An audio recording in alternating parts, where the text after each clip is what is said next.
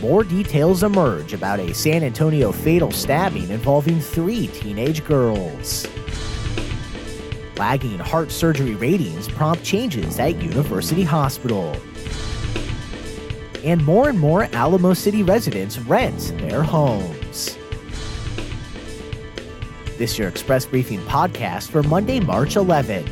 Subscribe to this and other free content at expressnews.com/podcasts. And get each day's top news and sports headlines delivered to your inbox at expressnews.com/newsletters. In the weeks leading up to a March 1st fight that ended with a 16-year-old high school student accused of fatally stabbing 18-year-old Caitlin Castilleja, separate videos of Castilleja and the younger girl in scuffles appeared on social media, collecting dozens of likes and generating obscenity-laced spin-off arguments about who won and who fought fair. The San Antonio Express-News is not identifying the Madison High School juvenile accused of killing Castilleja and also injuring 18-year-old Vivian Foster, both of whom graduated from Madison. But it is known the 16-year-old suspect is being held in a juvenile detention facility pending a hearing next week. Authorities have yet to address rumors that an online feud led to the fight, that others were present, or that the stabbing in the younger girl's driveway was videotaped. A week before she was accused of killing Castilleja, a video of the Madison student fighting another girl in a classroom was posted to social media, and only hours after Castilleja was killed, some students walking home from Madison spoke about the seeming frequency of fights on campus. But Madison High School principal Steve Zimmerman has since disputed that characterization in a letter to parents, where he also noted he hoped Castilleja's death had made students more aware of their actions on social media and reinforced the idea that violence is not a solution to disagreements.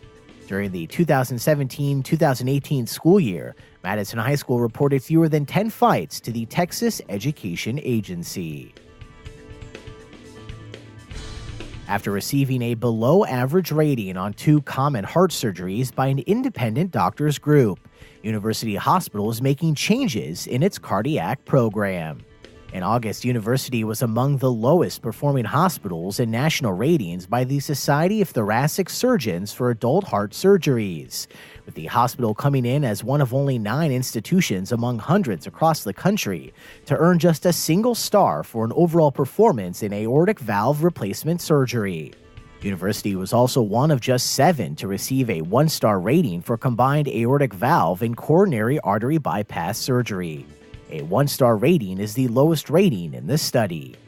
The Society of Thoracic Surgeons is widely regarded as a national leader in measuring cardiac surgical results, and the group's ratings are commonly considered the gold standard for assessing the performance of heart programs, as they are based on clinical information and also adjusted to account for sicker, higher-risk patients.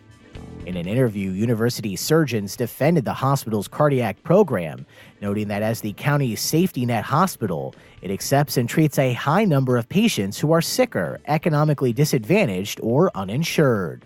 And such patients tend to be at a higher risk of experiencing worse outcomes from surgery. However, the surgeons did acknowledge they were not entirely satisfied with the scores, adding that they've taken steps to improve. University's heart patients have been found to experience higher rates of major complications from surgery, including reoperation, infection, stroke, kidney failure, or extended time on a breathing machine. And while San Antonio has more high-income households than ever, more and more residents are renting homes rather than owning them. U.S. Census Bureau data shows the number of San Antonio households making $100,000 or more surged nearly 60% from 2007 to 2017. But during those 10 years, the number of the city's high-income households who rent also nearly tripled, a growth that followed a nationwide trend that saw renters earning more than $100,000 growing from 6.1% to 11.6% during the same time period. Analysts report that even though these households should be able to afford to buy a home, a series of economic and lifestyle factors have likely made renting a more attractive option. Those factors include wages not keeping up with rising home prices, households living with large sums of student debt, and the short supply of entry-level homes. Millennials across the U.S. also increasingly want to live in and around downtown, where for-sale single-family homes are typically scarce.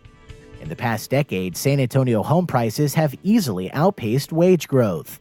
Home builders are constructing an increasing amount of homes in the San Antonio-New Braunfels region that cost more than $200,000. And for some time, the area's housing market has favored sellers and builders over buyers.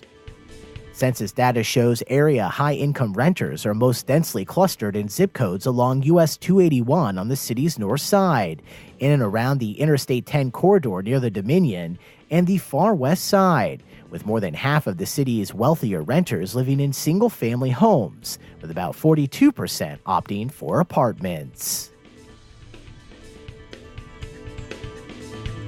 And that's your daily San Antonio Express briefing for Monday, March 11th. Subscribe to this and other free content at expressnews.com/podcasts.